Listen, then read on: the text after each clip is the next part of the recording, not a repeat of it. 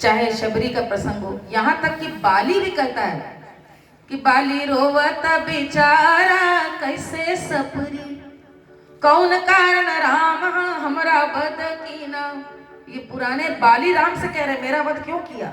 इसकी भी लोक ने आज्ञा दी और इसकी भी कहीं ना कहीं पर वहां पर व्युत्पत्ति हुई कि वो शंका है, या मंदोदरी कह रही है रावण से, मत ठान्यो राम से बैर पिया, मत ठान्यो राम से बैर पिया, मत ठान्यो राम से बैर पिया, मत ठान्यो राम से बैर पिया, मत ठान्यो। इस लोक ने मंदोदरी की स्त्रियों में मंदोदरी के गीत गाए और इसी राम कथा ने कहीं न कहीं हमें बताया कि ये वही जनता है जो 2019 में बहुमत से जिताती और 3 महीने बाद एकदम सारे राज्य हराना प्रारंभ कर देती। ये वही प्रजा है जो राम के निष्कासन पर रोती हुई बाहर तक छोड़ने जाती है और दशरथ को क्षमा नहीं करती। ये वही प्रजा है जो कारण बनती है सीता के वनवास का। ये हम और आप हैं। क्षणे रुष्टा क्षणे तुष्टा, यही समाज है, ये सदा से रहा है और ये रहेगा। अयोध्या के जो वासी हैं वो हम और आप हैं। अभी भी आप देखिए तुरंत कमी निकालने लगेंगे। आज भी मीमांसा होती है, सीता ने क्या किया होगा, राम ने क्या किया होगा। बड़ी अच्छी बात कोहली जी ने की कि आप थे क्या वहां, लेकिन आज चूंकि सभी बुद्धिजीवी हैं तो अपने हिसाब से मीमांसा करने का अधिकार सबको है। लेकिन सिया लकड़ी की कहनी अजोर नहीं, लकड़ी के कीनी अंजोर संतति मुख देखनी हो। वन में राम और लक्ष्मण और इनका लव कुश का जब जन्म होता है, बिजली जब चमकती है तो उसके अंजोर में वो देखती हैं। तो वहां पर मैं हमेशा जब इस बात पर प्रश्न उठता है तो मैं हमेशा ये बात कहती हूँ कि आप लोगों को लगता है कि सीता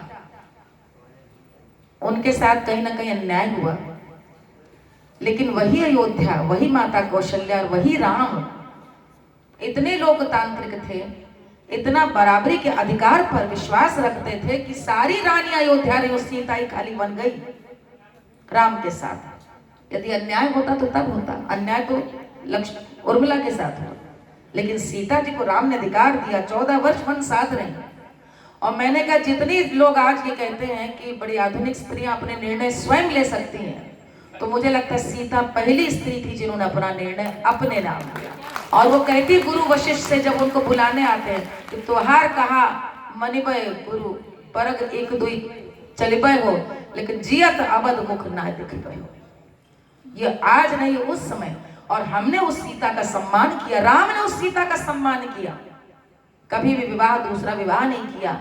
आज भी एक हम लोग सोहर गाते हैं जिसमें है राजा दशरथ घर अंगना आज बाजे बधैया, तो उसमें है कि पंडित आवे नक्षत्र विचारे, कि दशरथ ने नक्षत्र विचारे होंगे कि भाई बताओ क्या ग्रह साहित है मेरे पुत्र का, मेरे राम जन्मा है। और वो आकर के बताते हैं राजा को कि पुत्र तो जन्मा है लेकिन आजीवन वन में रहेगा। और दशरथ उसी समय कहते हैं कि तुम यदि यहाँ ना बैठे होते मेरे दरबार में तो यही अभी वध कर देता। विलाप करने लगते हैं, विक्षिप्त हो जाते हैं। और हम देखते हैं कि पूरा जीवन राम का वास्तव में वन में बीता है।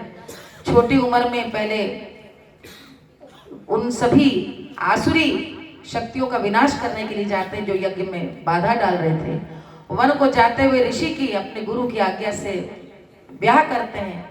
विवाह के बाद वनवास को जाते हैं और जब लौट के आती हैं तो सीता वनवास को जब जाती हैं तो वो दैहिक रूप से अयोध्या में रह जाते हैं, मानसिक रूप से पुनः वन में रहते हैं। और उनके पुत्रों का भी जन्म और पालन पोषण वन में ही होता है, वाल्मीकि आश्रम।